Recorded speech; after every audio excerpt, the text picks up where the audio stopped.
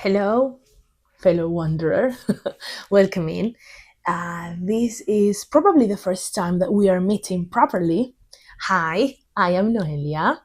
I am really glad you are here, but you don't know me, I don't know you. So, this, my first official video, I wanted to take the opportunity to get to know each other well. So, in this first video, we are going to learn or we're going to speak about how to introduce ourselves in English. Introducing ourselves in English can sound simple, and it actually is.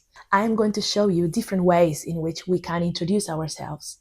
We are going to make it suitable for all levels. We're going to be raising the complexity and the depth of the things we say when introducing ourselves. Newcomers, that is A1. Later on, we will speak about this universe that I have created for the Haven. But we're going to start from the very beginning and we're going to see the most simple, basic ways in which we can introduce ourselves. And we're going to be making it more and more, not necessarily complex, but suitable for the levels that we are supposed to, if we want to demonstrate, we are supposed to be moving in. And then at the end, I am going to introduce myself. But before I introduce myself, I need to introduce someone else, or rather, something else. Let's take a look at my scribbles. So, welcome to my scribbles. These are just the notes that I am going to be speaking you through. They will be available for you to download in the description box below. So, we're going to go through this just by levels. We're going to start with the most basic ways in which we can introduce ourselves, especially when we are newcomers, when we are beginning to work with the language. And for newcomers, the fastest way to introduce themselves is just by telling their names, saying what their name is. The very first sentence that we learn when we are learning English is the sentence that we have here. Hi, my name is Noelia. There is nothing wrong with this, but I feel like not everyone says this nowadays. This is not the most natural way to introduce ourselves in English. This is going to sound formal, a little bit stiff, so it is not the best option, in my opinion, when you just want to say your name in your daily life, maybe. I prefer to use I am Noelia.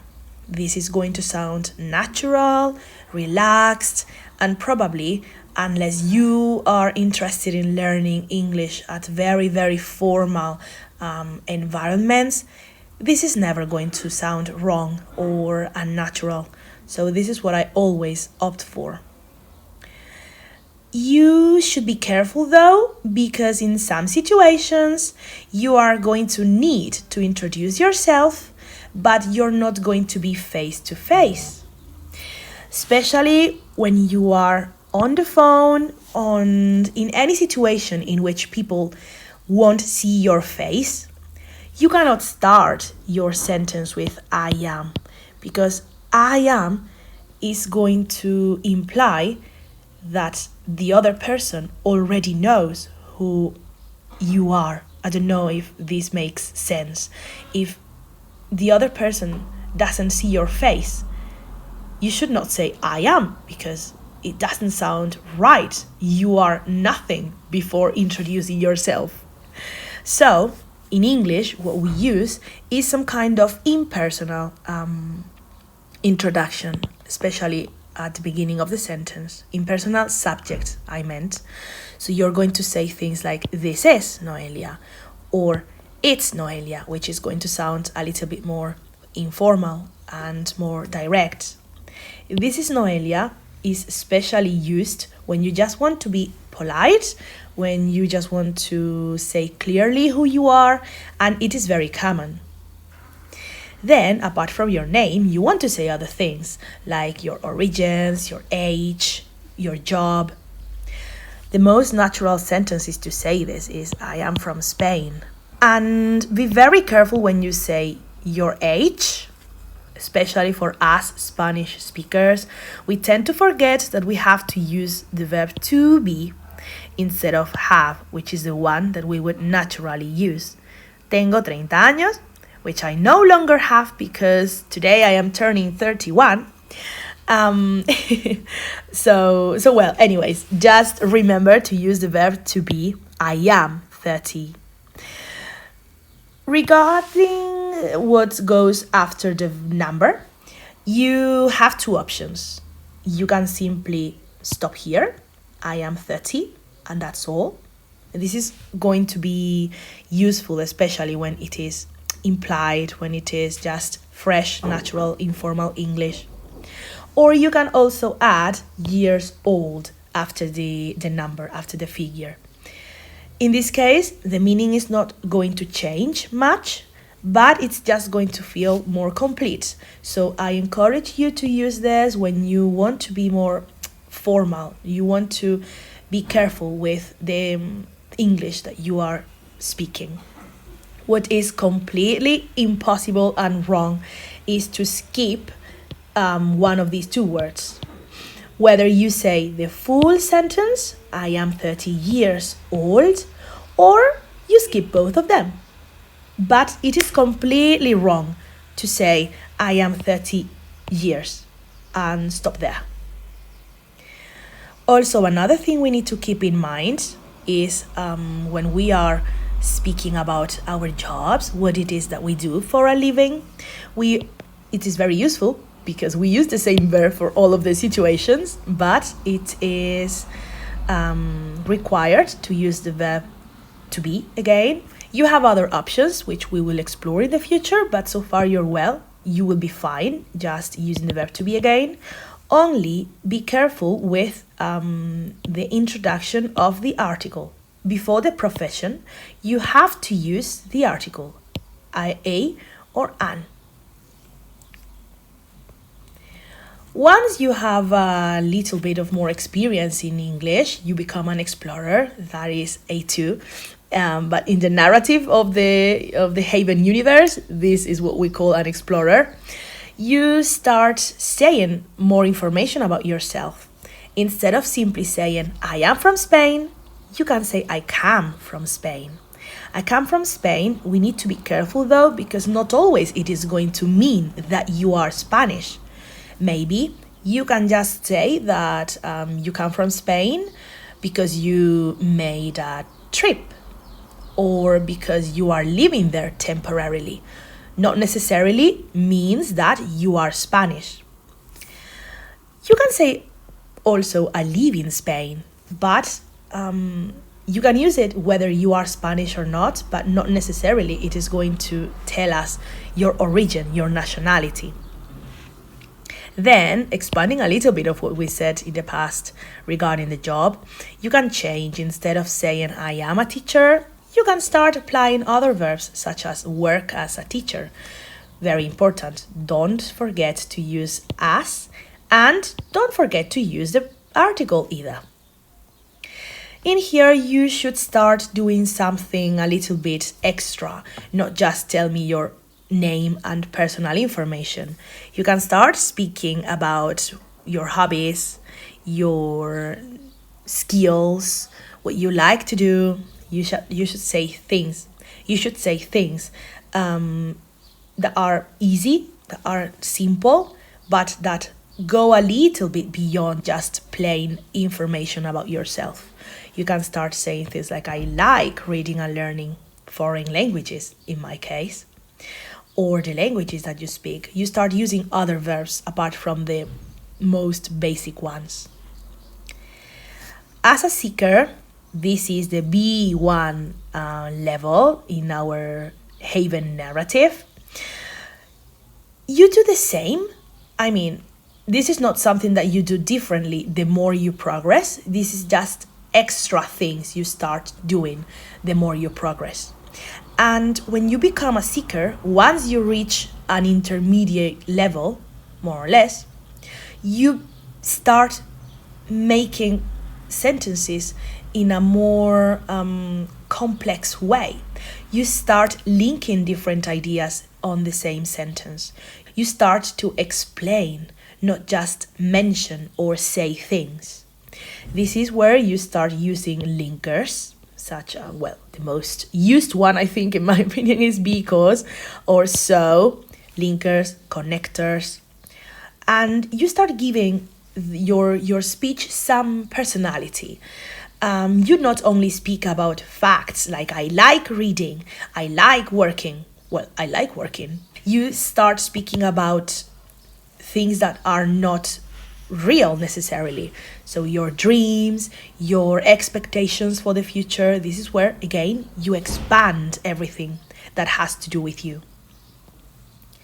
As a pathfinder, that is B2 English level, in our narrative, you are going to start speaking in a more personal way again, but with more nuances. You're going to have more resources to work with, and that means you're going to be able to use more tenses, more structures, obviously more words. Your vocabulary will be wider, but that's going to allow you to go a little bit deeper, not just explore the surface of who you are when you are introducing yourself. So you can speak about your experience. I have been a teacher for 10 years, or recently I started learning German. I am trying to practice every day. In here, probably not every sentence that you say is going to sound the same or is going to follow the same structure. In a seeker level, you're going to use the same structure more than once, only that you're going to be linking them. And explorer and newcomers already have enough on their plate, so that's not something that they're going to do for the time being.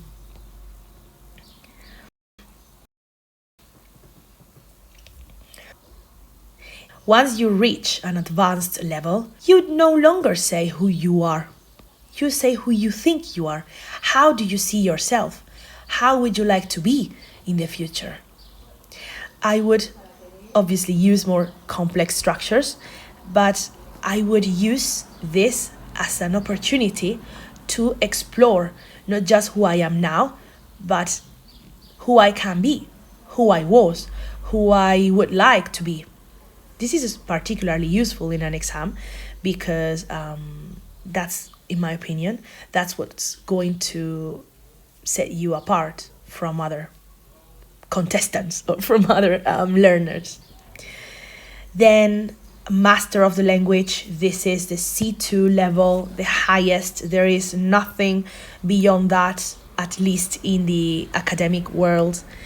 In here, we don't think, we just speak. That is, we have our English intuition so developed that we don't have to stop to think. We just leave it. Keeping in mind that perfection does not exist. That is, being a master does not mean that you will never make any mistakes or that everything you will say will be perfect. We are not natives. This is a native-like proficiency, but we are not natives. And don't feel pressured to speak perfect English because natives don't speak perfect English either. C2 level is not English that you can use in every situation, in everyday life. Masters of the language don't speak like this all of the time. They just know how to speak like this when needed. This is very important for C2 learners or for people who would like to achieve this level, because C2 language feels or can tend to feel unreal, forced. This is not the English that you are going to find on the streets. This is English that you are going to find in very specific contexts. And you, as a C2 learner, you are capable of understanding and getting by. But this doesn't mean that you have to speak like this 24/7. It should feel natural. So you don't just know things. You know when to use things. Of course, you know a lot, but not only the words as an object. You know the words, the use, and well, you can actually sound very good, but only when you have to. Well, I hope you enjoyed the tour around my scribbles, our scribbles, and I am now going to introduce myself. Hi, I am Noelia, and I live in Spain. I am from the south, to be more concrete, and I am an English teacher.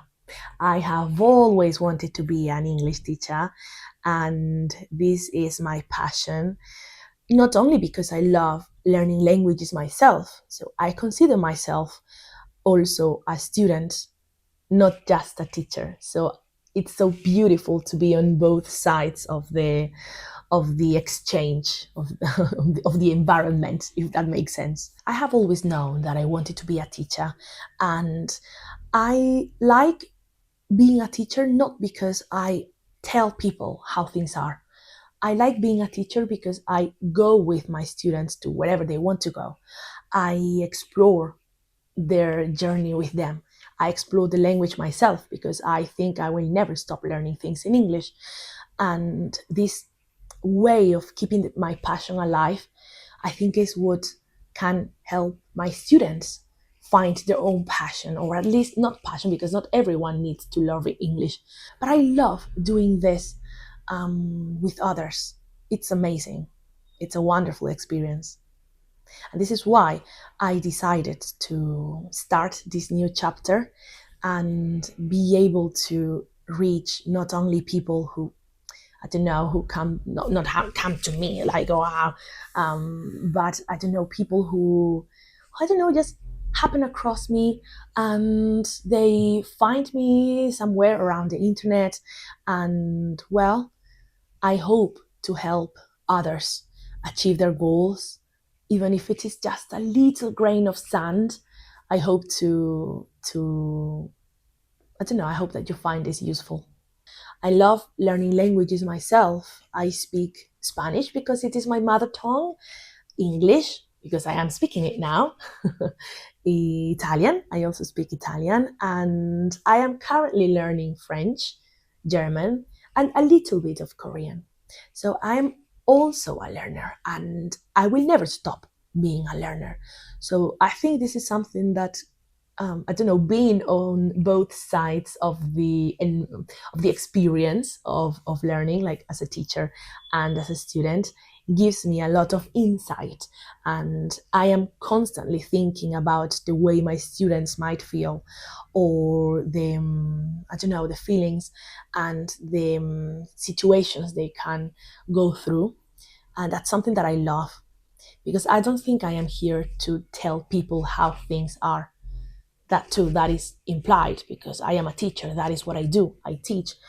But I also love just going through the process with them, being there for them, guiding them, of course. But I never, um, I don't know, I never tell them what to do because we just have to do it, or because a textbook says so. I love this freedom. Like, I want to get there, I want to reach this goal, I accept the challenge, and okay, let's see how we can achieve this. But I don't know, this, what I said, this flexibility, this freedom that we can find nowadays because of technology, is what I have discovered is my way of teaching. As I just said, I am a teacher, that's what I do. So if you want to put all this into practice and introduce yourself, get to know each other in a real environment, I will leave the link to my sessions down below. You'll also find a document called The Language Real, where you can explore different journeys, sessions, and different ways I can guide you throughout your English learning process. And now, before you go, I have a small quest for you. Wherever you are on your path, newcomer, explorer, seeker, I want you to introduce yourself. Not perfectly, just honestly. Just answer the question, who are you? You can write it in the comments or send me an email, send me a video. You choose, everything counts. And of course, you can send me a message or an email with any question that you may have. If you do complete the quest, I have a gift. You can use the code WHOIAM for 15% off your first session with me. And we're going to leave it here. I hope you enjoyed your stay at the Haven and you found this useful, and see you in the future.